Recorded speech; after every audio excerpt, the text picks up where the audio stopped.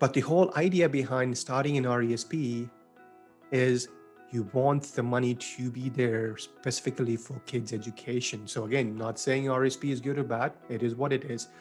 Now the question is there a better way? Is there a better way to accomplish the same objective without having to subject the money to the risk of loss so that the money is truly there to fund kids' education? RESP versus IBC. A frequently asked question we get on this process is, can we use IBC for a kid's education? Now, the answer to that is absolutely yes. We're going to have an expanded discussion on this video to talk about that specific topic. And with any of these discussions, we want to start with any financial decision starts with your why. Why are we doing this? Anything you do financially, you have to have a why and understand why you're doing this and what goal are you trying to accomplish. Now, if you're putting money aside for your kids' education, meaning you want the money to be there when you need it the most, a common tool that we use is the RESP. And I guess the question that comes out of this is there a better way? Sarbloh, do you want to add your thoughts to that? Well, absolutely, Peter. So again, the whole discussion is not to really say RESP is good or bad. It is what it is. RESP is what it is. It's not good. It is not bad. The whole intention is not to bash any products. They're all great products, but it's important to understand the characteristics behind it and the mindset behind it, right? So, your objective is to put money aside to save for children's education. So when you, quote unquote, when you want to save money for children's education, you basically you're looking for the money to be there when you want it to be there to fund their education. So if you're setting money aside into RESP, and let's assume that that money is just sitting in cash. Well, if you're putting that money aside into RESP and the money is sitting in cash, then 100% that money is going to be there for kids' education. But now we all know money sitting as cash is being eaten away to inflation. So what we end up doing is we take that money and we start investing that money to grow that money so that we can beat inflation. And hence we have more than enough money now to fund kids' education. But the moment we put that money into investments, we are subjecting that money to the risk of loss. Investment has risk. So now you're subjecting that money to the risk of loss. So the probability of that money being there is just, it may be there, it may be not there, because now you are investing that money. But the whole idea behind starting an RESP is you want the money to be there specifically for kids' education. So again, not saying RESP is good or bad, it is what it is. But the question is there a better way? Is there a better way to accomplish the same objective without having to subject the money to the risk of loss so that the money is truly there to fund kids' education? And there certainly is a better way. And that tool is called participating dividend paying whole life policy. That is the tool that we use to implement the process of becoming a banker, the infinite banking concept.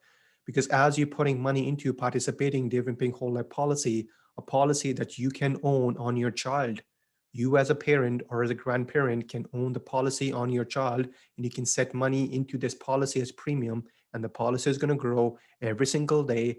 Doesn't matter what happens, stock market, Bay Street, Wall Street, the growth in this policy is not interrupted by that, so that you know for sure that the money is going to be there when you need the money for your kids' education. So that's just one great characteristics of the product. Now, the other advantage that we get by putting money into participating whole life policy is that we can access the money today. Whereas if you're setting money aside into RESP, the money can only be used at that time for kids' education. So we are locking away the use of money while someone else takes away or takes over the use of that money to create more wealth for themselves. And that someone is the institution where you're warehousing RESP. But you cannot use that money until that time. It's locked in prison. Whereas if you are putting money into participating dividend paying whole life policy, you're not just growing the money to meet the objective for education for the child, but you're also able to access money today. Because if opportunities come for you, you need to be able to access money. So by warehousing money in this tool, you're able to access money while the money is still growing to be there for kids' education. Now, education is an important aspect in child's lifetime.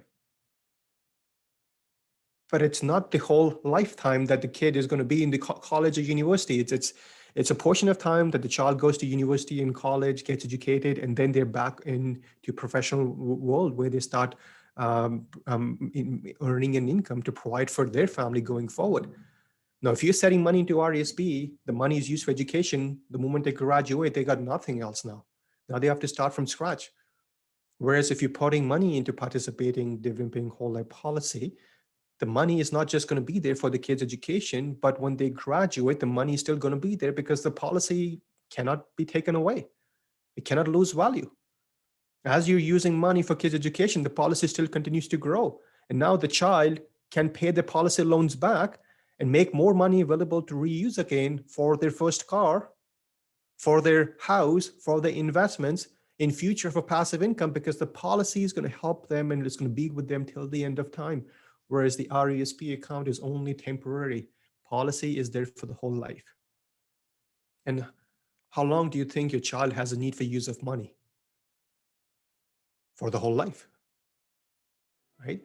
So again, it all begins with your why, and then you have to work backwards and ask yourself a question: is this the best way to accomplish the objective, or is there a better way? To check more videos out on participating dividend paying whole life policy and the process of becoming a banker, make sure that you look at the videos that are coming up on your right.